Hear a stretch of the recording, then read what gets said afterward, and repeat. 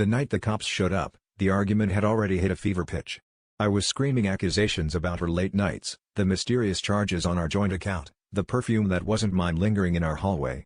She didn't even bother denying it this time. She just laughed, tossed her wine glass against the wall, and told me if I really wanted to know, I should ask my best friend why he'd been texting her at 2 a.m. My hands were shaking, my heart felt like it was about to burst. The neighbors must have called the police while we were still tearing into each other, because suddenly blue and red lights were flashing through the windows, making everything look even more surreal. When the officers knocked, she wiped the tears from her face and put on this calm, cold mask I'd never seen before. She told them everything was fine, just a domestic dispute.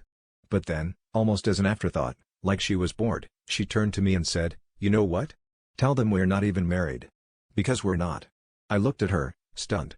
She handed the officers a folder from her purse, and I saw, through the blur of shock, that it was our marriage license, except it was blank, unsigned, just a prop.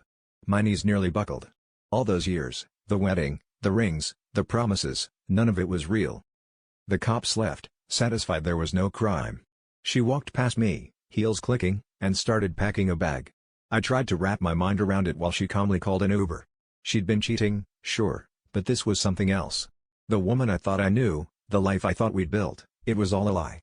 I couldn't even decide if I was more angry at her, at myself for not seeing it, or at the fact that I was suddenly, legally, a stranger to the person I loved most.